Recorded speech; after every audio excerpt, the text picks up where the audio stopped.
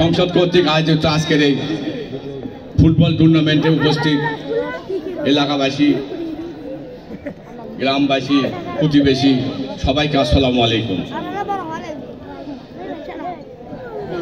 আপনারা জানেন আজকে যুব সমাজ যেখানে নেশায় নিমজ্জিত, সেইখানে খেলাধুলার মাধ্যমে একজন মানুষ কিন্তু আদর্শ মানুষ হতে পারে।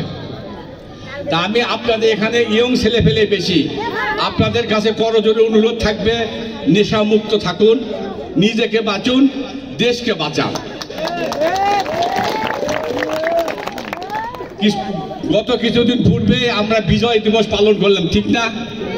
ঠিক কিনা? 16 ডিসেম্বর পার হয়ে গেল। এই বিজয় কিভাবে আসলো? এমনি এমনি একটা দেশে বিজয় আসে না।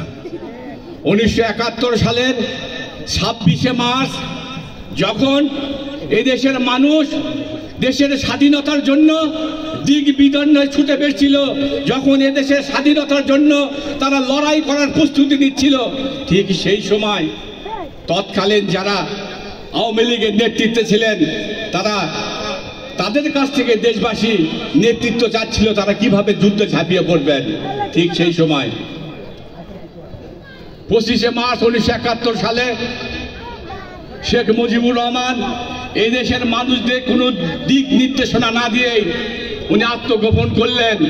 তারপর সন্ধ্যে সময় পাক হানাদার বাহিনী ওনার 32 নম্বর বাড়ি থেকে গ্রেপ্তার করে নিয়ে গেলেন সে রাওয়ালপিন্ডির কারাগারে। জাতি দিশারা মানুষ নেতৃত্ব খুঁজছিল, তারা যুদ্ধের জন্য উন্মুখ ছিল। ঠিক সেই সময় 1971 সালের 26শে মার্চ ওই চট্টগ্রাম কালুরঘাট বেতার কেন্দ্র থেকে কর্ণফুলী নদীর ঢেউ তালে তালে আকাশ বাতাস কম্পিত করে ইথারে একটি শব্দ ভেসে এসেছিল, আমি মেজর জিয়া, আপনারা যেখানে যে অবস্থায় আছেন স্বাধীনতা যুদ্ধে ঝাঁপিয়ে পড়ুন। দীর্ঘ 9 মাস স্বাধীনতা যুদ্ধের পরে আমরা বিজয় পেয়েছি। সংগ্রামী ভাইরা, ভারত আমাদের স্বাধীনতা যুদ্ধে সহযোগিতা করেছে। কবে সহযোগিতা করেছে? 16 ডিসেম্বর আমরা স্বাধীনতা পেয়েছি। 6 ডিসেম্বর ইন্দিরা গান্ধী বাংলাদেশের স্বাধীনতাকে ঘোষণা করে দিলেন। কিন্তু তারপর ভারতের সেনাবাহিনী বাংলাদেশে ঢুকলেন 6 তারিখ থেকে 16 তারিখ, মাত্র 10 দিন।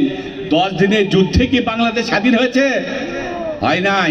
এই দেশের মুক্তিপ্রাণ মানুষ, এই দেশের মুক্তিযোদ্ধারা হাতে অস্ত্র ধরেছিল বলেই এই বাংলাদেশ স্বাধীনতা পেয়েছে।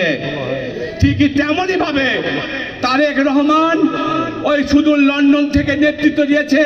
দীর্ঘ 17টি বছর তিনি বাংলাদেশ জাতীয়তাবাদী দল আন্দোলন করেছে। আমি নিজেও 4বার কারাগারে গিয়েছি। সংগ্রামী ভাইরা, এমনি বাংলাদেশের আজকে স্বাধীনতা, সার্বভৌমত্ব, স্বৈরাচার মুক্ত হয় নাই।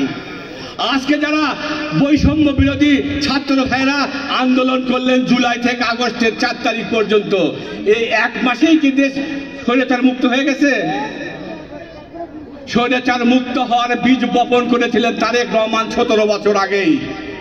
তারই ধারাবাহিকতা রক্ষার জন্য আমরা ছাত্র বৈষম্য আলাদা আমরা ছোট করতে চাই না, তারাও ভূমিকা রেখেছে। তারই জন্য আজকে ফ্যাসিস্ট মুক্ত বাংলাদেশ আমরা পেয়েছি।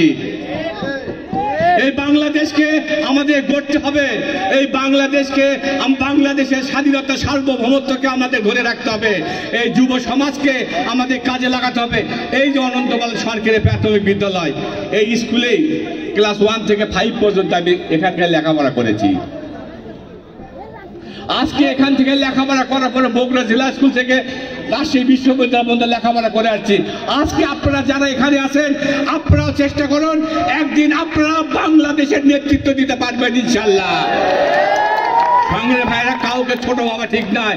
একটি মানুষ ছোট থেকে আস্তে আস্তে বড় হয়ে সে তার সফলতা দিয়ে আসতে পারে।